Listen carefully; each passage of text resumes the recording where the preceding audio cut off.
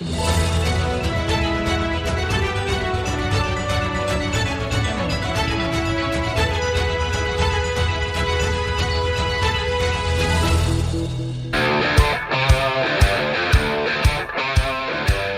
noches, queridos amigos y amigas de Rompe el Muro, el programa educativo de Radio Voz Andina Internacional. Como cada jueves nos encontramos en un diálogo con la educación, en un tema crucial para la educación, para la sociedad, para el pensamiento. En esta noche vamos a conversar de un tema que es muy importante, pero que quizás no tiene el conocimiento o no tiene la aproximación necesaria. Por tanto, es un tema novedoso a ser tratado. Es la educación y el consentimiento, ¿no? El consentir, desde la acepción de la Real Academia de la Lengua Española, dice que es permitir algo o condescender en que se haga. Sin duda, eso implica aceptación. Sin embargo, hay acciones de distinta índole que se realizan sin el consentimiento del otro. Pueden pasar desapercibidas e incluso naturalizadas, pero en el fondo ejercen ciertos grados de irrespeto al otro y dan sentidos contradictorios o diversos a un ejercicio de alteridad. ¿Qué es el consentimiento como campo de estudio? ¿Cómo se vincula con la educación? Estas son algunas preguntas de muchas otras que se contestarán esta noche en el diálogo que tendremos con la doctora Virginia Cordero, especialista y estudiosa de ese tema.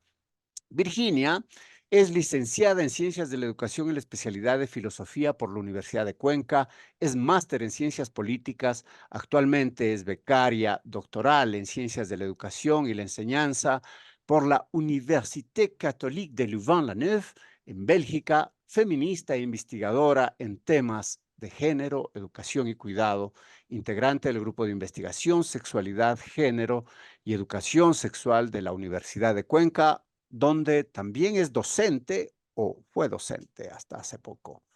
Bienvenida, Virginia, mucho gusto tenerte aquí en este programa, los jueves de educación en Rompe el Muro. Bienvenida. Gracias, buenas noches con todos, con todas.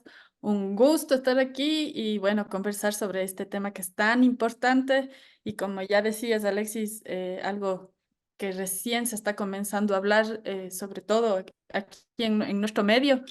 Y bueno, a nivel global tampoco es un tema que se trate mucho, que es el tema del consentimiento. El consentimiento y pues comenzamos directamente con ello desde una base conceptual quizás y luego, por supuesto, teórica. ¿Qué es el consentimiento como concepto y de ahí como campo de estudio? Bueno, hablar de consentimiento, o darle una definición del consentimiento es un poco complejo, ¿no? En la literatura en general hay como el acuerdo de que no hay una sola definición, aunque de manera grande se podría decir, claro, consentimiento es cuando las partes aceptan, ¿no? O un encuentro sexual. Pero esto no depende únicamente del concepto como tal y de la aceptación como tal, ¿no? Sino hay una serie de elementos contextuales que también van a entrar en juego, ¿no? Y una serie de elementos también de las personas, de la edad, del género, también de la manera en la que comunicamos esa aceptación, ese consentimiento o ese rechazo. Entonces, hablar de una definición como tal es un poco complejo porque tendríamos que ya comenzar a introducir estos otros elementos que también van a dar sentido a una comprensión de lo que es el consentimiento sexual. De hecho, entonces, queridos amigos y amigas, vemos que hay un enfoque vinculado a la sexualidad, al consentimiento sexual, ¿no? Ese es un ámbito de acotación. Y de hecho, pues la siguiente pregunta se vincularía más directamente con ello. ¿Con qué disciplinas se desarrolla el consentimiento dentro de esta dimensión? Bueno, primero, claro, nosotras desde el grupo de investigación justamente hemos desarrollado recientemente una investigación sobre el consentimiento sexual y el rechazo.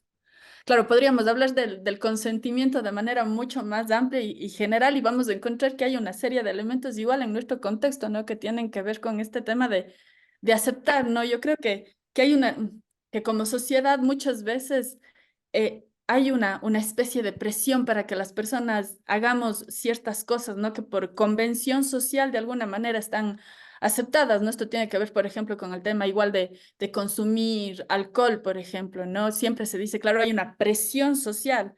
Entonces ahí podemos hablar, realmente hay un consentimiento o hay una presión, una especie de resignación, de aceptación de las personas o con la comida, ¿no? Siempre cuando nos dicen, ¿quieres un poco más? Y uno dice, no, gracias. Igual te ponen en el plato más comida para que comas, ¿no? Y asumimos como una forma de, incluso como una muestra de cariño, pero no estamos asumiendo como tal, incluso la, la, la invasión que podría ser eso hacia cuando uno dice, no, no, ya no quiero más, pero igual te ponen, ¿no? Y tienes que comer, porque si no, quien queda mal es la persona que no come. Ahora, si vamos al plano del consentimiento sexual, igual van a haber una serie de elementos, ¿no? De presión, eh, que van a entrar en juego y que van a definir, ¿no? Cómo se da el consentimiento sexual o el rechazo. Es un tema bastante dentro de los estudios, digamos, en relación al consentimiento sexual, es un tema muy nuevo y que tiene un estudio sobre todo o que ha sido más desarrollado en el tema jurídico. Sí, que tiene que ver con establecer estos elementos de cuándo ha sido o cuándo ha existido violencia, si es que ha habido voluntad, si es que la persona ha consentido en absoluta libertad, si es que han habido, por ejemplo, sustancias, alcohol, drogas de por medio, ¿no? Entonces, todo esto, claro, ha sido muy estudiado, sobre todo desde el plano del derecho, más o menos desde mediados de 1900, ¿no? Es un tema que se comenzó a estudiar en el ámbito del derecho. 1950, por ahí, digamos, comienzan a estudiar, pero desde lo legal. ¿Sí? ¿Cuáles son los elementos que van a determinar que la persona está consintiendo o no está consintiendo un encuentro sexual, por ejemplo? Ya después vamos a encontrar, y ahí sí, en el tema de la educación, tal vez aquí sí es un poco más novedoso. Nosotros cuando realizábamos nuestra investigación sobre consentimiento sexual, encontramos, por ejemplo, que en América Latina hay poquísimos estudios, ¿sí? Algunos en México, en Argentina se ha estudiado muy poco, digamos, en relación a la educación, tal vez con una perspectiva incluso un poco más psicológica o sociológica. Estos estudios son muy novedosos. Y en Estados Unidos es el país en el que más se ha estado estudiando sobre desde esta perspectiva más bien psicológica y en Europa. Pero en nuestro medio y en Ecuador sí no hay estudios, ¿no? Que establezcan esta relación o la importancia de introducir el concepto de consentimiento sexual en la educación en nuestro medio. Importantes apreciaciones. Partimos del derecho, partimos del marco legal y pues como quien dice es los sentidos de punición o absolución a partir de hechos, me imagino, a partir de hechos concretos, parte de una perspectiva psicológica y hay una perspectiva antropológica, de seguro, me parece, ¿no? O sea, más que nada desde las naturalizaciones culturales o desde un hábitus, desde los sociológicos, desde un hábitus de Bourdieu, podríamos ver un hábitus específico de una sociedad. ¿Y cómo se verían o cómo las ven? Estoy seguro que ustedes miran esas apreciaciones. Bueno, lo conversamos un poquito también Sí. informalmente cuando nos vimos. ¿Y cómo miran esas apreciaciones, esos antropológicas, culturales? Sí. Y claro, ahí entran sobre todo los estudios de género, ¿no? Entonces, finalmente el tema del consentimiento está también determinado por los roles que jugamos o que tenemos o que han sido establecidos los estereotipos de hombres y mujeres dentro de la sociedad, ¿no? Entonces hay esta idea de que, por ejemplo, las mujeres siempre tenemos que aceptar, ¿no? O sea, y que los hombres siempre tienen que estar dispuestos, por ejemplo, a tener un encuentro sexual. Los hombres no pueden negarse porque eso disminuye su masculinidad, ¿no? Son roles que se han establecido desde la sociedad. Y las mujeres, sí tenemos que estar siempre dispuestas a, sí, incluso en temas de pareja, se asume que si, por ejemplo, ya hay una pareja consolidada, digamos, un matrimonio, la mujer no puede negarse a un encuentro sexual porque es la esposa de, y si es que el hombre quiere tener relaciones sexuales, ya está implícito el consentimiento en el momento en el que ya son una pareja, una pareja, un matrimonio, una pareja de novios, por ejemplo. Entonces, no hay esta opción porque las mujeres siempre tenemos que, que no podemos negarnos a los hombres, ¿no? Entonces, este rol de que siempre somos seres para el otro.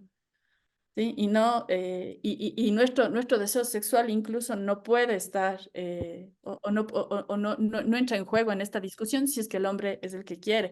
O, por ejemplo, también se dice, claro, las mujeres tienen que hacerse de rogar. Entonces, si es que una mujer dice no quiero, es un no que esconde un sí.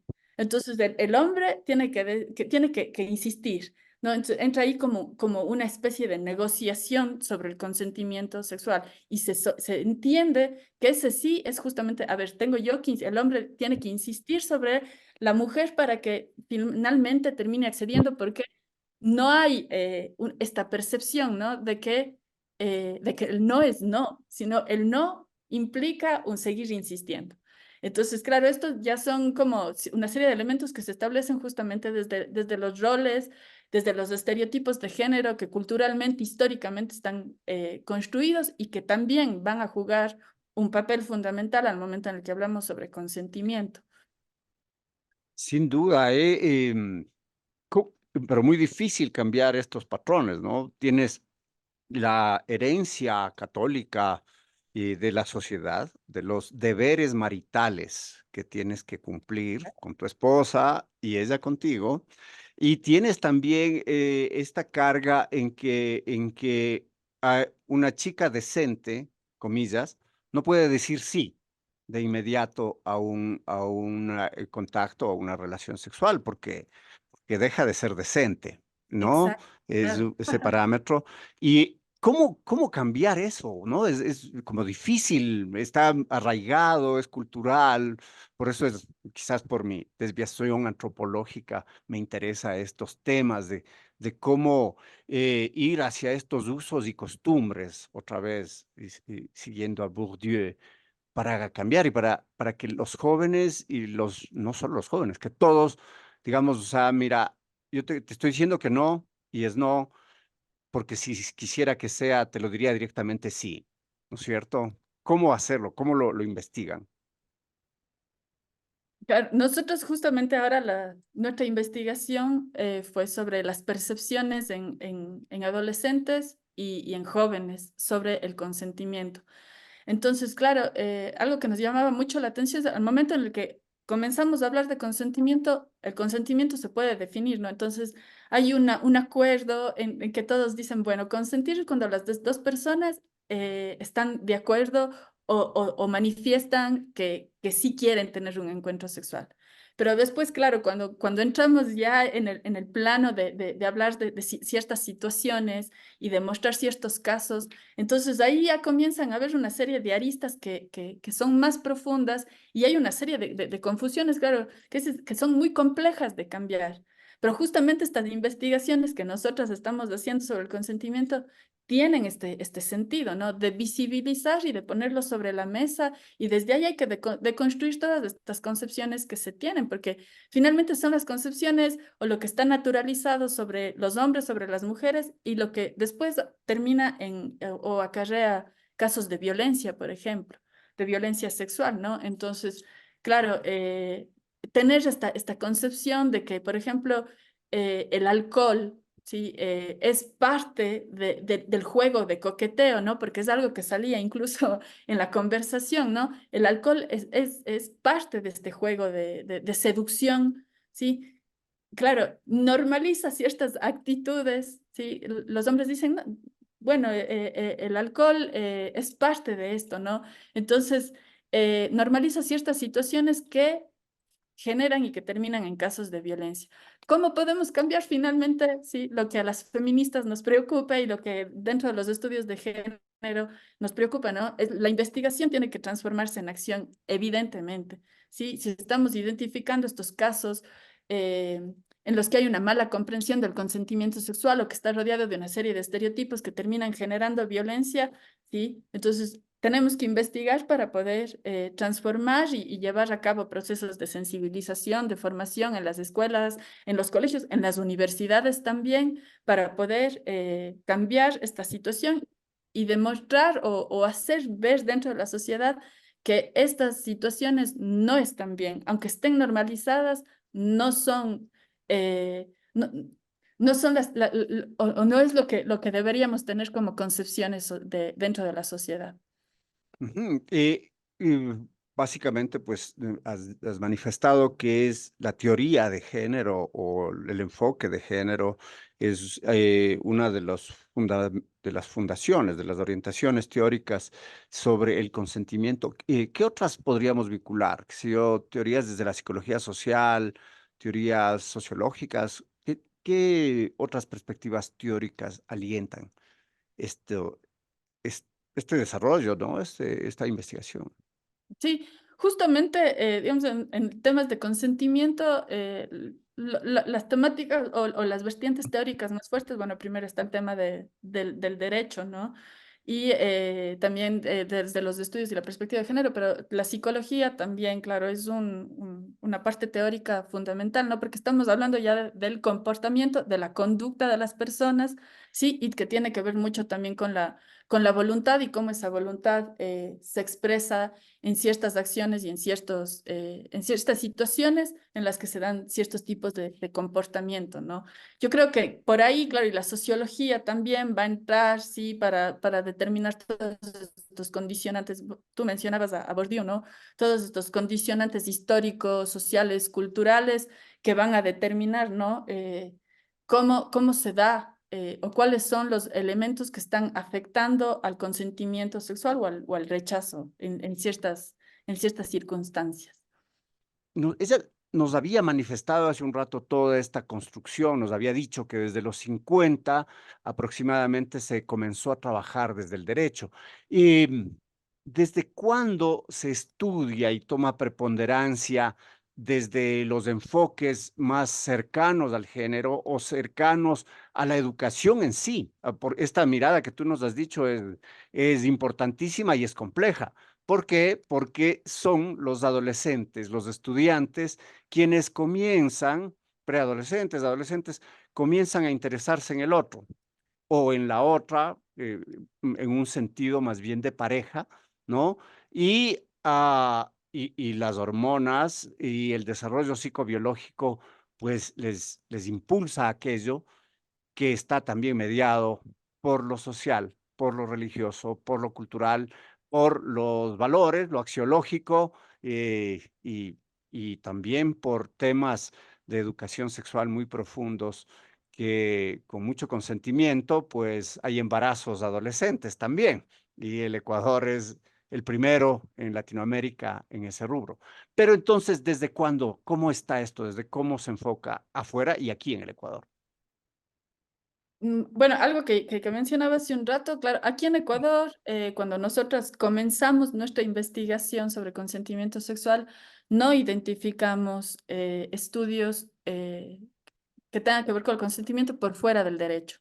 Sí, en ese sentido, yo creo que este es un estudio pionero en la región incluso sobre identificar estos factores, incluso que tienen que ver con el tema del contexto, con las construcciones sociales.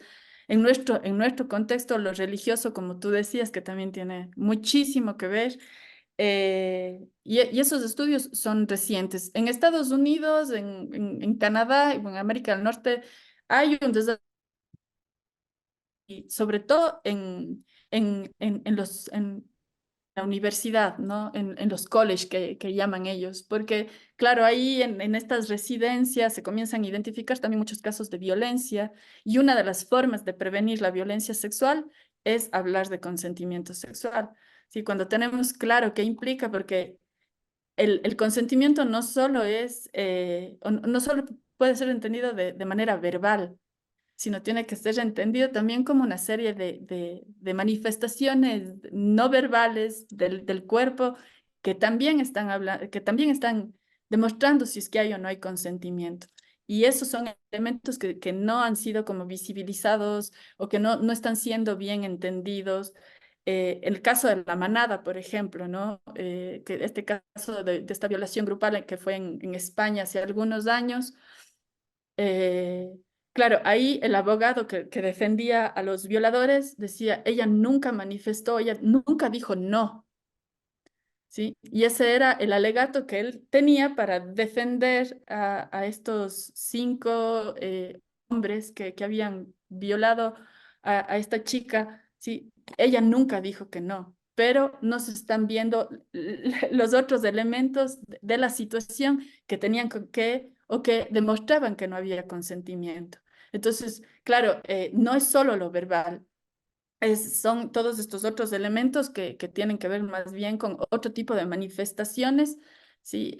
No sé, empujar o rechazar de otras maneras, ¿sí? Que no están siendo visibilizados. Eh, y eso también es parte, la educación sexual no habla de consentimiento. Aún no está incorporado dentro de, bueno, de nuestra educación sexual, es un tema que recién que recién se está hablando o que no se ha hablado nada. Y lo complicado aquí es de dónde estamos aprendiendo. Y es claro, desde las redes sociales o incluso desde la pornografía, por ejemplo. La pornografía termina siendo una fuente importante para determinar cuándo hay consentimiento o cómo alcanzar, ¿no? Entre comillas, este consentimiento de la pareja. Entonces, ahí hay un montón de elementos que todavía tienen que ser estudiados, analizados e incorporados, ¿no? Ya dentro de la educación como tal. Sí, hay varios elementos, o sea, me recordaron dos, tú mencionabas la manada. Me recordó, primero que nada, me referiría a lo que planteas desde la pornografía como un mecanismo de comillas de educación sexual, dado que en el currículo no hay educación sexual como tal, o se pretende generar invisibilizaciones necesarias, se las invisibiliza a pretexto de no incentivar la sexualización de los estudiantes. Se decía hace unos años, qué horror poner dispensadores de preservativos cerca de los colegios secundarios, porque eso es incentivarles al pecado carnal y a la sexualidad. Pero de hecho, entonces la pornografía sobre todo es no consentidora, ¿no? En el fondo, o genera un paraguas como toda pornografía que explicita sentidos que estarían desde el ámbito de la seducción y, y te muestra falsos consentimientos. La chica es, es ella la que invita a, qué sé yo, a dos chicos a tener relaciones sexuales cuando eso es netamente, o sea, primero, no es real ni cotidiano, y segundo, es también un fenómeno cosificador, mutuo, si es que cabe. Y el otro que recordaba es el caso, ¿cómo analizaría desde esta perspectiva? El caso de chica y chico borrachos se acuestan, tuvieron relaciones, ella se despierta y dice, wow, acusado de violación el chico y pues todo el proceso legal y después de que el chico ya está, pues por último se va del país, pues resulta que analizaron que ella era más proclive a mentir que él. O sea, eso es un caso real que te lo pongo, que lo leí hace unas semanas. ¿Cómo se da esto? ¿Cómo se miraría? A ver, primero, claro, lo de la pornografía es preocupante que sea la principal fuente de educación sexual, ¿no? Y desde dónde se defina o desde dónde estamos entendiendo el consentimiento sexual. Porque, claro, es irreal, como dices, y además reproduce de nuevo todos estos roles, estos estereotipos, ¿no? De género, en donde los hombres ejercen sobre poder, incluso hasta violencia sobre el cuerpo de la mujer, ¿no? Hay este dominio sobre el cuerpo de la mujer. Entonces, de nuevo estamos entendiendo que la mujer siempre, o bajo ninguna circunstancia puede negarse, ¿sí? Porque si el hombre quiere, la mujer tiene que estar ahí para complacer. Entonces, claro, el tema de la pornografía y bueno, Y también, por ejemplo, ahora también un montón de series de televisión donde también se están aprendiendo sobre el consentimiento y sobre la sexualidad en general. Sí, entonces ahí, claro, se involucran muchas veces en esta serie de televisión drogas y el consumo de alcohol como normales digamos, en este juego de seducción que conversábamos. Ahora, de nuevo, ¿no? El tema del consentimiento es complejo, ¿sí? Aunque hay o existen una serie de elementos que tienen que ser entendidos, ¿sí? Sobre cuándo estamos consintiendo realmente y no estamos simplemente accediendo, ¿no? Porque eso fue algo muy interesante que podemos conversar después. Muchas veces con las chicas con las que hicimos los grupos focales, ellas hacían referencia más a yo accedí o ella accede y no decían consentir. Entonces, ahí hay como una diferenciación importante que parece muy sutil, pero es súper importante, Es ¿sí? conceptual, no es lo mismo acceder que No es consentir. lo mismo, no es lo mismo. Ok, está bien. Pero volviendo a tu pregunta, claro, hay que entender en la situación, ¿no? Y eso es algo que también salía cuando hacíamos la investigación. Es muy difícil hablar universalmente sobre todas las situaciones en las que se están dando consentimiento sexual o rechazo. Hay que entender la situación en su real dimensión y en lo que pasa, ¿no? En cómo se ha dado el encuentro. Claro, ahí habría que ver el tema, por ejemplo, si dices que, claro, los dos habían consumido alcohol, cuál era la situación ya de manera más profunda. Hablar así de un caso tan complejo como ese, sin tener conocimiento de toda la situación, es muy difícil. Ujú. Y has planteado, hemos conversado desde la educación, desde los vínculos esenciales, la importancia del conocimiento en la educación.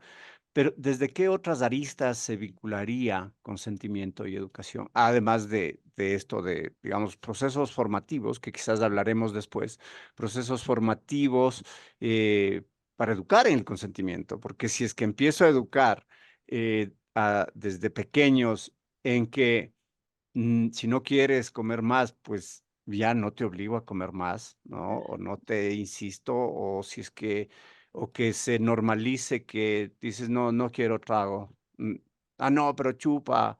No, si no Claro. te riego, riégame. No, no, que se normalice. Ya no quiere, pues no quiere. Pasamos y vas al otro, listo, ¿no? En el grupito de colegas, de estudiantes o de adolescentes. ¿Qué otras aristas se vincula al el consentimiento y la educación? O sea, la más fuerte siempre va a ser, ¿no? Que exista una educación sexual de calidad en las instituciones educativas, pero no deja de ser también un tema fundamental en la educación no formal, ¿no? Entonces, porque también, claro, desde casa sigue siendo un tabú, ¿no? Y eso es algo que también se conversaba con las chicas, con los chicos con los que trabajamos y hicimos la investigación. Es algo de lo que no se habla. Si no se habla en la educación sexual formal, peor en la casa, ¿sí? Y como tú mismo decías, claro, esta idea del consentimiento, yo desde que hicimos esta investigación, yo tengo hijos pequeños y me ha calado tan profundamente el tema del consentimiento que me preocupa incluso, claro, en estos temas como súper cotidianos, ¿no? Que mis hijos, que mi hijo, mi hija tengan la posibilidad realmente de demostrar si quieren o no quieren algo. Sí, entonces el tema de la comida, claro, el típico, tienes que saludar y abrazar y dar beso cuando llegas y están, no sé, los tíos, las tías ahí. No, o sea, tenemos que aprender a respetar los espacios, el cuerpo de las otras personas, desde estas cosas que parecen insignificantes, pero que son profundas a la final, ¿no? Si yo no quiero que alguien se me acerque, eso no pasa por decir hola y saludar de lado, pero ¿por qué alguien tiene que llegar, ¿no? Y acercarse y como sentirme yo o un niño o una niña invadido en su espacio? Entonces, también tiene que ver con una serie de prácticas que tenemos en las casas, o este tema de la comida, ¿no? De que siempre tenemos que estar comiendo. En nuestro medio es muy común, aquí en Cuenca al menos, el cariño tenemos como muy enraizado que el cariño se demuestra con comida, ¿sí? Y por eso se nos hace tan difícil rechazar cuando nos dicen come más y no queremos comer más, ¿sí? Porque decimos no, le vamos a hacer sentir mal a la otra persona. Y esto mismo se traspasa al tema del consentimiento sexual y fue uno de los elementos o de los hallazgos que nosotras tuvimos en la investigación, de no hacer sentir mal a la otra persona, ¿no? Entonces, yo no quiero, no digo que no, no rechazo porque no quiero que el otro se sienta mal. ¿Sí? Entonces termino accediendo y volvemos al acceder, termino accediendo a un encuentro sexual solo porque la otra persona que es mi conocido o es mi amigo no se sienta mal, ¿no? Entonces las chicas decían esto, decían, es que ¿cómo le va a decir no? Porque analizábamos en la investigación una serie de casos, de situaciones que nosotras les poníamos a ellas y ellas decían, es que es el amigo. Y si le dice que no al amigo, le va a hacer sentir mal. Y nosotros no queremos hacerle sentir mal a nuestro amigo y que se sienta ninguneado, ¿no? Entonces, que es lo mismo que te digo, ya no quiero más pan y me siguen dando pan, pero voy a comer porque no le quiero hacer sentir mal. Entonces, claro, estas prácticas que parecen muy cotidianas sobre consentir sobre cualquier cosa, terminan también traspasándose a un plano del tema de ya de la sexualidad. Ujú, solo un detalle de lo que decías. Por ejemplo, llega alguien y el niño no saluda, eso es descortesía, mala educación. Claro, que le diga: "Tienes que saludar con beso y con abrazo", Claro. tal, Ah, sí, pero claro. si no saluda, pues, o sea, para mí tiene que saludar. O sea, Sí, sí, así estire la mano o sí, algo, o sea, de lo exacto. contrario, es que mi consentimiento es No, que yo no, no no. saludo a nadie, ¿no? A ver, ¿cómo sería eso? Sí, sí, tal vez, claro, en eso no fui lo suficientemente claro. Claro, saludar es una cuestión de una práctica social necesaria, porque es una cuestión de cortesía y de que reconocer que hay alguien más que está ahí a mi lado. Pero claro, ya cuando Llega implica, claro, de que llega o yo y estoy él llegando a un saluda: lugar. "Hola", y yo no consiento y me quedo ahí, ¿no? Claro, no, no, no. Tampoco hay que Mm, ir a los extremos sobre esas ujú, cosas. Pero ya. sí, ¿no? Porque es muy común y es algo que ahora se habla mucho, ¿no? Sobre los derechos de los niños y las niñas, ¿no? Hay que obligarles a dar beso y abrazo al tío o a la tía que llega. Entonces, no. O sea, eso ya tal vez decir, hola tía, ¿cómo está? Hola tío, ¿cómo está? ¿Cómo ha pasado? Ya llegó, le saludé. Pero así de que vengan y me besen, que a veces eso sí, incluso sí, a veces hasta para los adultos y las adultas es difícil cuando alguien se acerca demasiado, ¿no? Y te sientes como invadida en tu espacio, cuando alguien te saluda así o te habla desde muy cerca, ¿no? Tal vez para un niño incluso eso puede ser más complejo. Sí, una última cosa antes de ir a la segunda pausa musical, al corte, y luego vendríamos con, procesos formativos, preventivos, procesos metodológicos, aspectos quizás útiles para ustedes, queridos amigos y amigas, para ustedes y para nosotros y para todos, porque, funciona en la escuela, pero también funciona en la casa. Antes de eso, pues esa esa reflexión de la distancia, ¿no será que es una especie de invasión del norte? El norte, culturalmente está hay la distancia, el espacio individual, que de los anglosajones, pues, es de casi 1 metro, ¿no? Y si te vas 1 metro, estás invadiendo la privacidad, pero que en nuestras culturas, en la andina hay una cercanía, en las culturas más caribeñas, pues ya ese espacio cultural se acerca, es afectuoso, es coloquial, etcétera. O sea, ¿no será que también un poco, hay esa especie de aculturación, si es que cabe, de procesos de, no, vamos a respetar la distancia y mira, a mí tú no me saludas con beso porque y culturalmente es mi metro y nadie se acerca a mi metro? ¿Es así, quizás, o no? ¿O cómo se miraría? Qué tema tan complejo, porque es real. Yo, por ejemplo, personalmente, yo sí soy de abrazo y de, no, de Somos andinos. cercanía, pero conozco gente que no. Y claro, ahí lo complejo es cómo podemos expresar si para nosotros está bien o está mal, porque A lo mejor hay alguien que no se siente tan cómoda o tan cómodo con mucha cercanía y yo sí, o sea, si a mí vienen y me abrazan, pues yo abrazo también porque yo sí soy de estos afectos corporales, ¿sí? Pero quien no lo es puede decir libremente, no me gusta, o eso implica que de nuevo volvemos a, no le voy a hacer sentir mal a la otra persona, entonces tengo que Son, ahí es, claro, son las relaciones sociales terminan siendo así pues, de complejas, ¿no? Pero ¿hasta qué punto, si volvemos al tema del consentimiento, podemos manifestar nuestro rechazo de manera libre, ¿sí? O no podemos manifestar el rechazo o el consentimiento de manera claro. libre en las distintas O sea, situaciones de la vida. si no te gusta que te salude con beso, pues pones la mano de entrada, ¿no? Así con una gran distancia y ya sabes y que es evidente también. A veces saludas con beso y te ponen la nuca, ¿no? Y eso es evidente que no quieren aquello. Pero bueno, eso son temas también, como decimos, temas hilar un poco más fino dentro de las cotidianidades y dentro de los rituales que pertenecen a cada sociedad. Hay rituales importantes y en qué medida esa ritualidad está en ese límite de la aculturación profiláctica o está en el otro límite que es en verdad el transgredir mi voluntad y no consentir.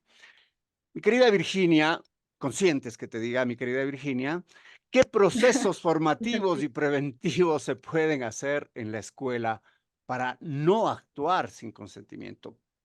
Formativo, preventivo, procesos que desde los chicos más pequeños y desde las prácticas de los docentes también nos pongamos en una dinámica respetuosa de alteridad.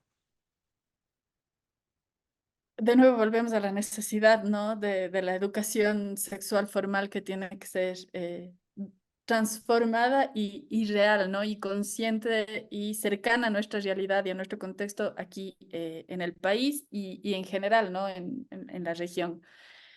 Justamente, ¿no? Algo que identificaban, ¿no? Las chicas y sobre todo, sí, algo que nos llamaba la atención en los resultados, las estudiantes de colegio. Sí, y los estudiantes de colegio, quienes decían que no hay educación sexual, ellas mismas o ellos mismos demandaban, ¿no? Y decían, es necesario que exista una educación sexual formal en las instituciones educativas que nos hablen de estos temas. Y eso no pasa, no existe. Imagínate, chicas de 17, 16 años ya demandan esta necesidad y la tienen muy, muy clara, ¿no? No hay educación, no estamos hablando de consentimiento y por eso no tenemos una comprensión real de lo que eso es. Ya hablando desde los jóvenes y desde los y las adolescentes, se identifica esto. Hay que hacer procesos también con los docentes, ¿no? Y con las docentes y en general con digamos, todos los integrantes de las comunidades educativas. Cuando preguntábamos igual quiénes son o quiénes deberían ser las fuentes, quiénes quisiera yo que sean las fuentes de información eh, sobre temas de consentimiento sexual, claro, lo primero era como los servicios, por ejemplo, de salud y la educación formal, ¿no? Pero también se hablaba mucho de que debían ser los papás para los chicos y las mamás para las chicas. ¿Sí? Quienes debían ser los informantes o los proveedores de información sobre consentimiento sexual. Entonces, también hay que hacer un trabajo de sensibilización y de concientización sobre estos temas con padres, con madres de familia, porque son los mismos hijos, hijas de ellos quienes están pidiendo que sean sus papás también quienes les informen.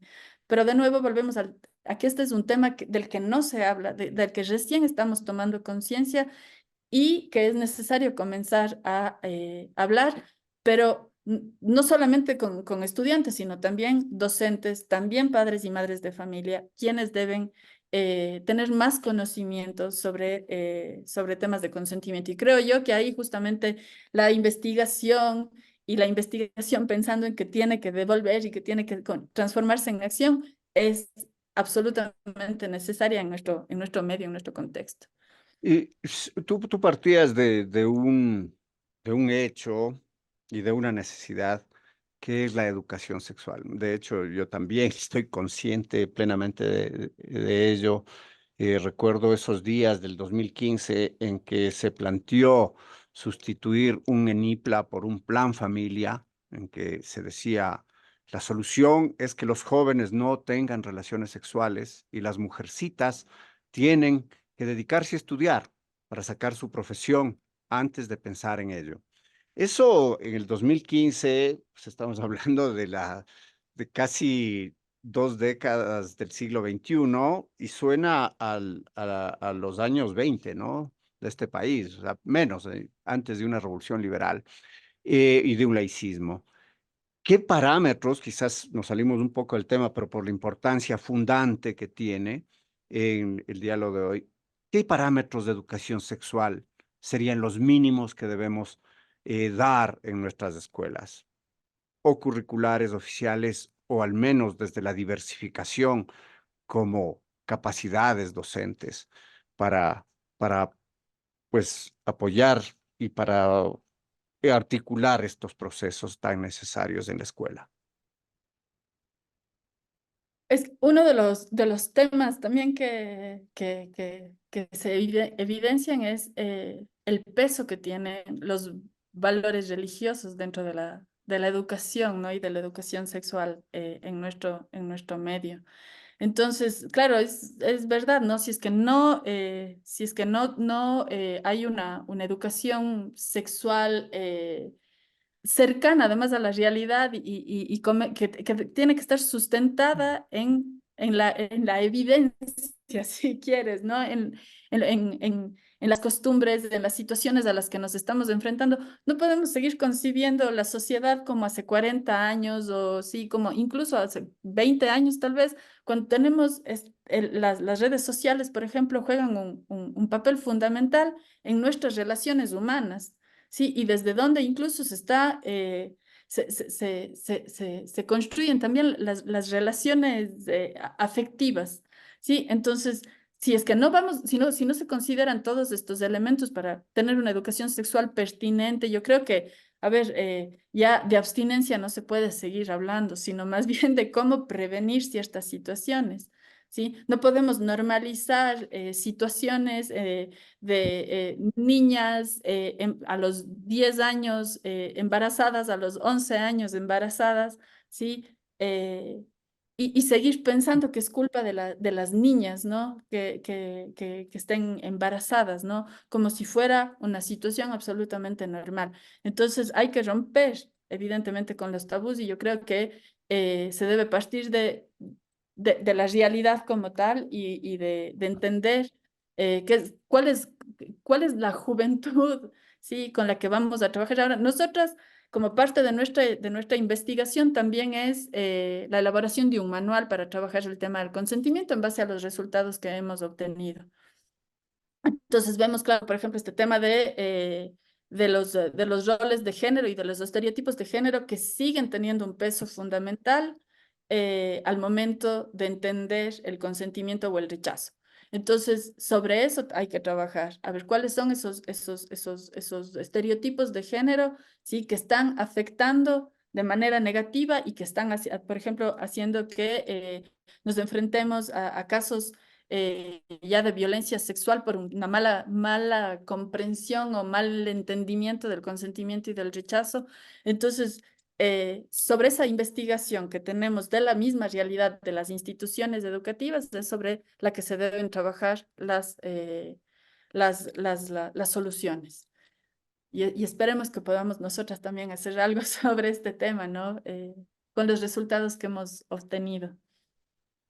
Ujú. Y pues enfocándonos en la investigación, por cierto, me interesa mucho, me parece muy interesante para todos quienes estamos en este diálogo.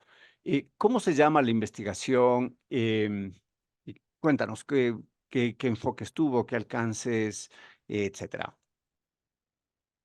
Nuestra investigación era sobre las percepciones sobre consentimiento sexual y rechazo en adolescentes y jóvenes de Cuenca y Cañar.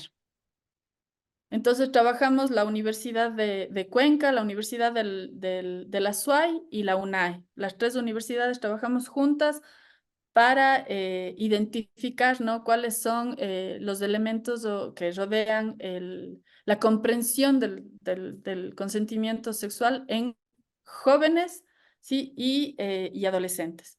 Trabajamos con colegios particulares y colegios públicos de Azuay y de Cañar, y también con universidades públicas y privadas de acá, para identificar, ¿no?, en estos dos grupos, ¿no?, tanto en adolescentes de colegio y también en la universidad, qué se entiende y cómo se está comunicando, cómo se entiende que es la comunicación del consentimiento y del rechazo.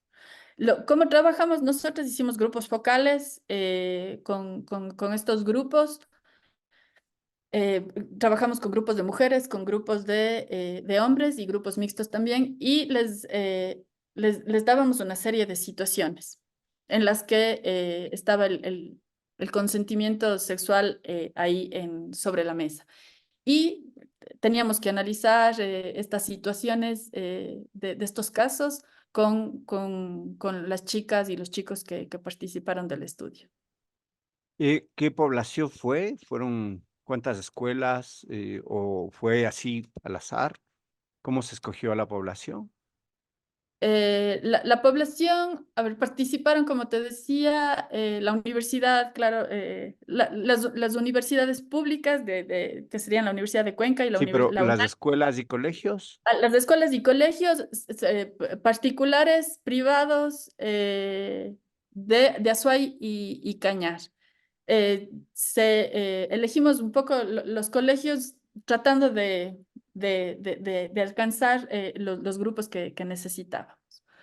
Sí, pero Ah, trabajamos con los dos. Grupos de mujeres, grupos de hombres, pero incluyendo siempre representantes de instituciones públicas y privadas.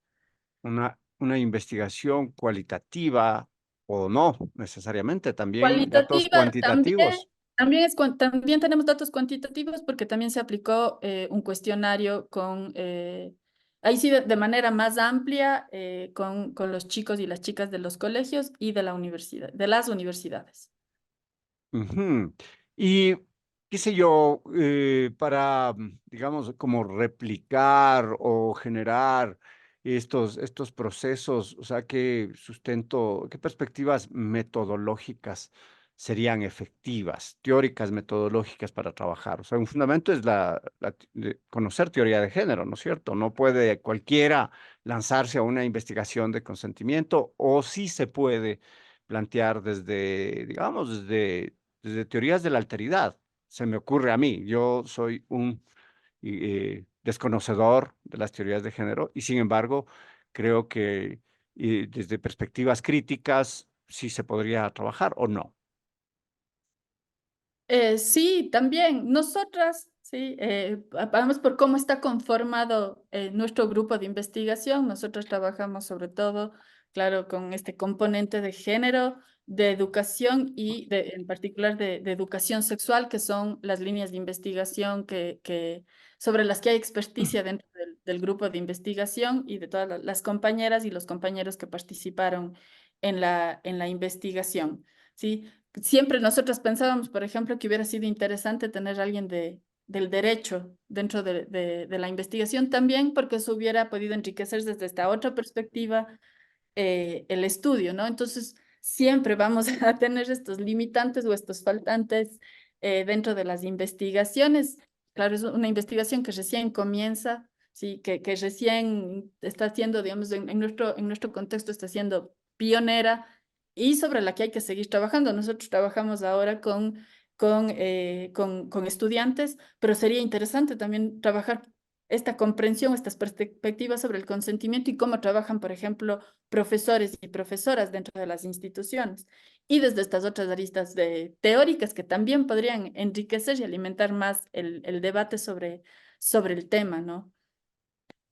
Claro que sí, la perspectiva normativa, legal, ese corpus epistémico propio que tiene el derecho, ¿no? De que es el enfoque más bien ciencias sociales, humanidades, pues maneja otras categorías Claro, para mí más importantes que las legales o normativas. por Qué supuesto. sé yo.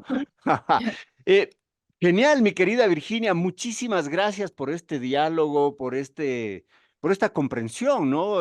A mí particularmente he aprendido muchísimo en esta noche.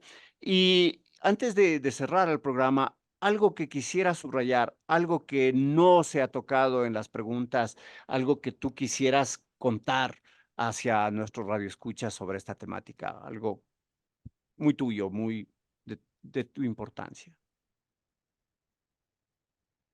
O sea, yo recalcar, como decía, ¿no? Después de hacer la investigación, para mí el tema del consentimiento se quedó así como muy, muy presente en la cotidianidad, ¿no? Y hasta qué punto debemos en nuestras acciones cotidianas, ¿sí? Tener o saber que podemos decir no, ¿no? Y decirlo no con claridad, ¿no? En cualquier, no solo en los aspectos de la sexualidad, sino en general en los aspectos cotidianos. Romper mucho con esta idea de los estereotipos es difícil, ¿no? Las mujeres tenemos, ya hablando incluso desde lo personal, ¿no? Que tenemos una serie de cargas, ¿no? También en la investigación decían, por ejemplo, ahora que está de moda, ¿no? Estos términos que se usan ahora como eh, decían, las mujeres siempre estamos pensando que somos nosotras las que estamos exagerando, ¿no? Entonces, cuando se presentan situaciones de violencia, decimos, no, capaz que yo estoy exagerando, ¿no? Que no es una, o que no se está propasando, soy yo la que exagera, soy yo la que está loca, ¿no? La que, pero es una misma, ¿no? Sin necesidad de que alguien más te diga como que, ay, qué exagerada eres, ¿no? Somos nosotras mismas. Y me llamó mucho la atención cuando discutíamos sobre esto con las chicas porque es muy real, ¿no? Sentir siempre que la culpa puede estar sobre una y que una es la que exagera, ¿no? Entonces es tan importante. Y de nuevo en los chicos también, ¿no? Esta idea de que nunca pueden negarse a un encuentro sexual porque tienen que ser siempre, no, sexualmente disponibles. Y también la carga que llevan los hombres, ¿no? Sobre esto es fundamental, ¿no? Recuperar la sensibilidad, ¿sí? Ah, los hombres también tienen que recuperar ese lado, ¿no? Y eso es mucho, también se trabaja desde de los estudios de género, ¿no? Porque se les ha privado desde siempre, sí, esta idea de poder sentir de manera libre, de poder llorar, de poder expresar sus afectos de manera mucho más libre que las mujeres. Y en cambio nosotras, por el otro lado, también, en cambio, somos tan sensibles que podemos caer, ¿no? En que somos exageradas frente a las cosas que nos pasan. Entonces, creo que tenemos tantas cosas pendientes para ir rompiendo con estos roles, estos estereotipos y de nuevo volvemos a que la educación, no solo la educación sexual, ¿no? Sino ya la educación en general es fundamental. Hay que transversalizar, obviamente, el enfoque de género siempre en la educación, porque es importante que las personas podamos desarrollarnos hombres y mujeres en plena libertad y poder ser de manera mucho más libre, sin estos estereotipos que nos frenan a poder ser y a poder sentir. Sí, que es tan importante, yo digo, siempre ahí veía tus plantas y decía, el cuidado es fundamental, ¿no? Y el cuidado que siempre se piensa que debe estar sobre las mujeres, se les priva a los hombres también de esta otra parte que es fundamental y desde donde se generan o se construyen las sensibilidades de otras maneras, ¿no? Así es, muchas veces desde los roles se priva a los hombres del cuidado de los hijos, por la Ah, naturalización del hombre como el proveedor y la mujer, en un discurso hasta mariano, ujú. como la que es la indicada exclusiva para el cuidado de los hijos. Pero recuerden que los hombres podemos decir no, también. Ese es otro de los mensajes. No, hoy no. Gracias, mi querida Virginia. Me consientes que te diga querida Virginia, es una Querida, coloquialidad, pero si me la consientes, te querida, digo, si no, está bien. ya. Sí, porque doctora, primero que todavía no soy doctora y además creo que eso Doctora no me define Candidate. tampoco como persona, entonces el título Ajá. por ahí, querida, Ujú, es más los afectos, recuperar los ujú. afectos de nuevo. Muchas gracias, querida Virginia, queridos radioescuchas, amigos y amigas que cada jueves se reúnen a través de Radio Voz Andina Internacional para seguir estos diálogos con la educación. Gracias de nuevo a Virginia, gracias a ustedes, gracias a Tito Chela, que siempre nos acompaña en la parte técnica, en la producción, en la organización del programa. Soy Alexis Oviedo, me despido de ustedes hasta el próximo jueves. Salud y alegría para todos y todas. Buenas noches.